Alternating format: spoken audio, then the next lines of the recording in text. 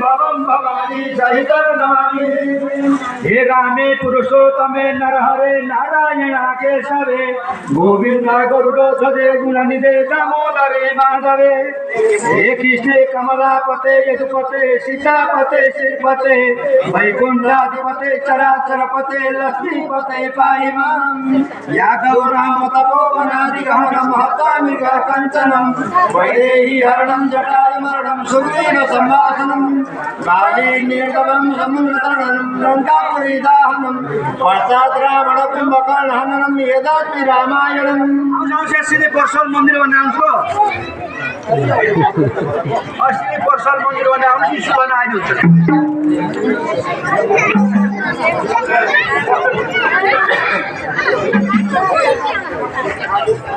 ए हरि हरि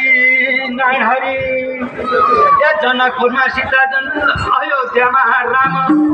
ए जनकपुरमा सीता जन्म अयोध्यामा राम।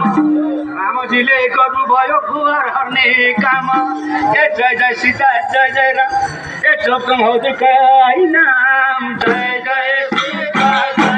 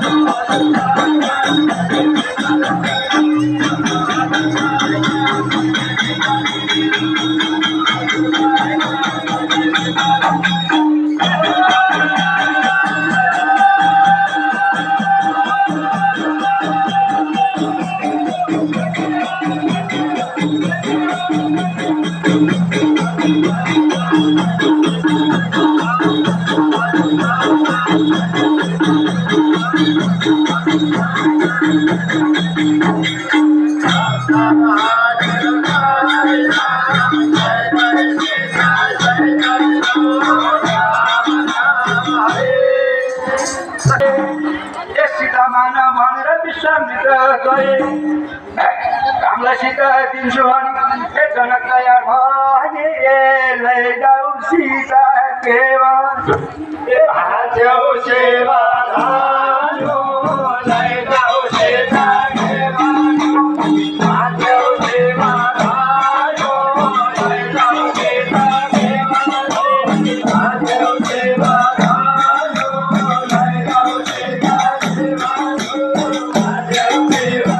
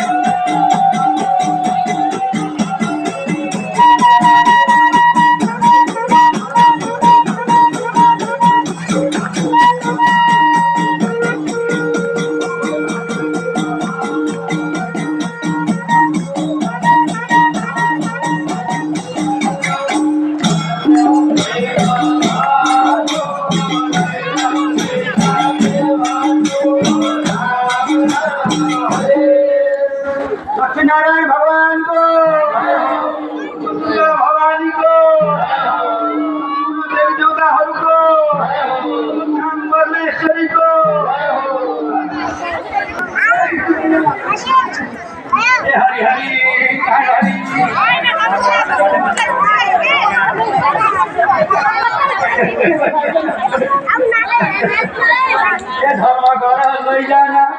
ए धर्म गर लैजाना ए कर्म गर खाना धर्म गर लैजाना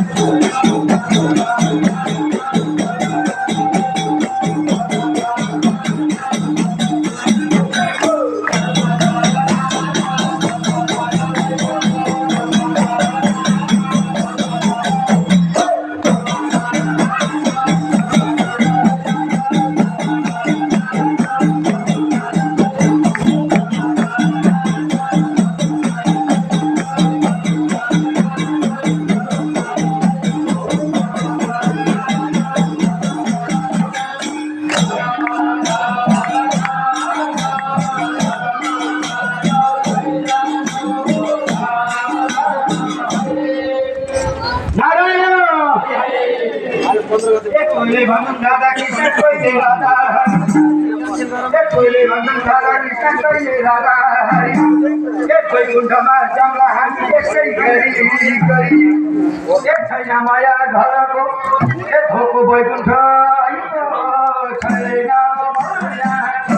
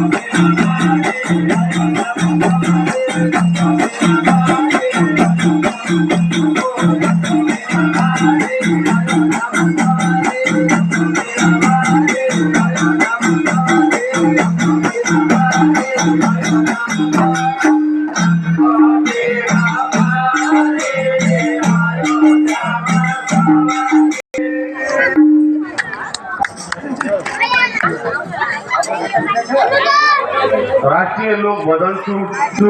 चुटका संरक्षण प्रतिष्ठान नेपाल अन्तर्गत लोक भजन तथा सत्सङ्ग समारोह यो कार्यक्रमका अध्यक्षज्यू, कार्यक्रममा उपस्थित सैनमेरा नगरपालिका वडा नम्बर 3 का वडा अध्यक्षज्यू, पूर्व वडा अध्यक्ष एवं मुरिया खानेपानी तथा सरसफाई समितिका अध्यक्षज्यू, कार्यपालिका सदस्यज्यू, नगरसभा सदस्यज्यूहरू, यो लोक भजन तथा चुड्का संरक्षण समूहमा आबद्ध सैनमेरा नगरपालिकाका सबै वडामा गठित समितिका पदाधिकारीज्यूहरू आज यस समारोहमा उपस्थित सबै वडाबाट सहभागी हुनुभएका टिममा रहनुभएका आदरणीय लोक भजन चुड्का समूहका आदरणीय साथीहरू, यहाँ उपस्थित हाम्रो धर्म संस्कृति लाई माया गरेर आफ्नो परम्परा र संस्कारलाई नजिकबाट माया गरेर सम्मानपूर्वक श्रद्धापूर्वक उपस्थित हुनुभएका आदरणीय दाजुभाइ दिदीबहिनीहरू, यो आज वडा नम्बर 3 मा यहाँहरूले आयोजना गर्नुभएको संक्षिप्त लोक भजन यो गायन प्रदर्शन श्रवण जम्मै यो समारोहमा मलाई निमन्त्रणा गर्नुभएकोमा आयोजक साथीहरूलाई म धन्यवाद दिन चाहन्छु। यो कार्यक्रमका माध्यमबाट यहाँहरूको सामनेमा यो भेटघाट हुने अवसर यहाँहरूले उपलब्ध गराउनु भयो।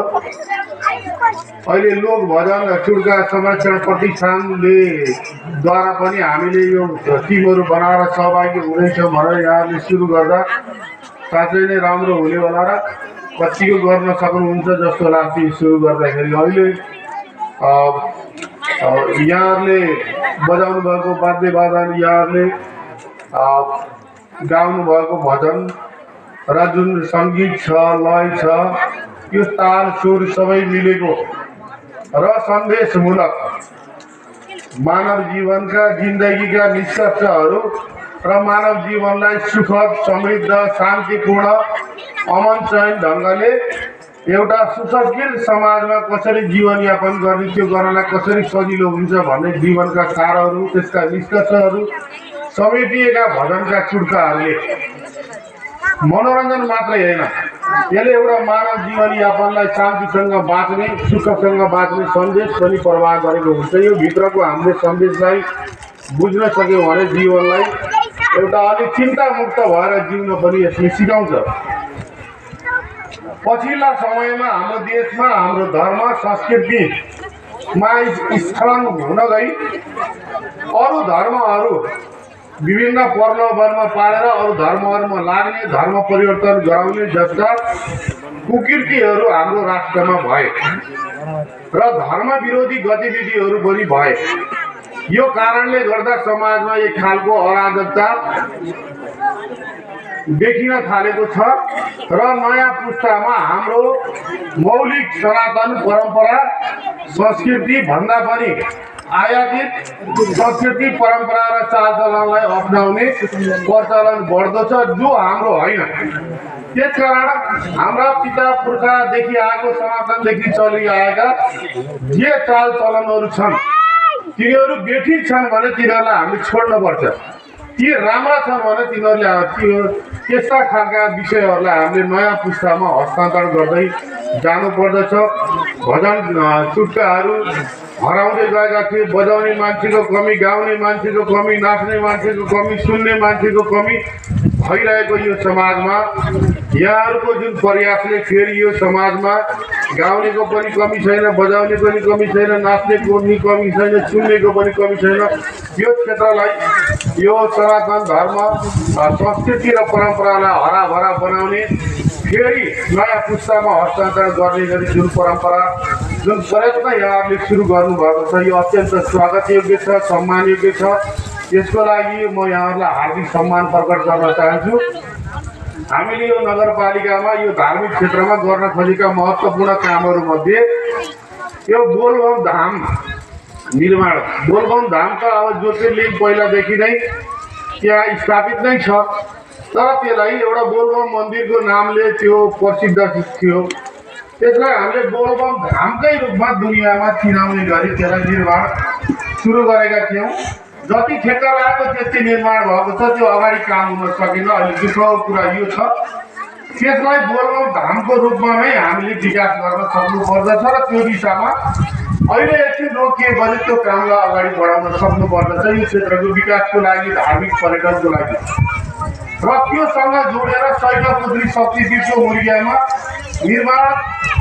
कम्पाउन्ड वालसम्मको काम भएको छ अब त्यो काममा अहिलेको रेटमा जाने भने 25 करोड जति पर्छ त्यो भनेको धेरै ठुलो रकम होइन त्यो निर्माण हुन सक्यो भनेर बोलबम धाम निर्माण भयो भने गोवा तपाईँको राष्ट्रिय अन्तर्राष्ट्रिय क्षेत्रबाट पर्यटक एकचोटि शैल महिनामा आउँछ यही मन्दिरको दर्शन गर्न भनेर शैलपुत्रीमा पस्ने भनेर बोलबममा पस्ने भनेर नै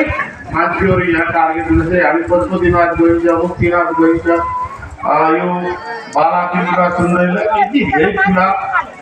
पर्यटकीय दर्शनीय स्थलहरू छ नेपालमा जहाँ कि त्यही मात्रै पुग्ने भनेर मान्छेहरू जान्छन्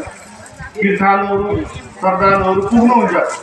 त्यसै गरी यो ठाउँमा पनि आउने गरी यो ठाउँको हामीले विकास गर्न सक्नुपर्दछ त्यो हिसाबले सबैको सोच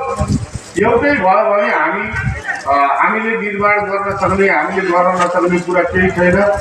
यहाँ 3 नम्बरको दाजुभाइ दिदीबहिनीहरू धेरै हुनुभयो उनीहरूले यो लामिरहने एउटा बाँध बनाउने कुरा थियो त्यो के भयो भनेर वडा अध्यक्षज्यूले बेला बेलामा सोध्नुहुन्छ अहिले म खासको निर्माणलाई अगाडि बढाउन सक्ने हैसियतमा छैन तैपनि म प्रयासमा छु मैले बुझेसम्म अर्थमन्त्रीज्यूले भोलिका दिनमा सरकार परिवर्तन नभए पनि त्यो बाँधको काम नरोकिने गरी अगाडि बढाउन उहाँ लागिरहनु भएको छ अर्थमन्त्रीले लागेपछि त के के होला भन्ने विश्वास गर्न पर्यो त्यस कारण म विश्वास त छु अब आउने यो बजेटमा भोलिका दिनमा सरकार परिवर्तन भयो दायाँ बायाँ भएर जोसुकै सरकारमा आए पनि त्यो काम नरोकिने गरी तुरन्त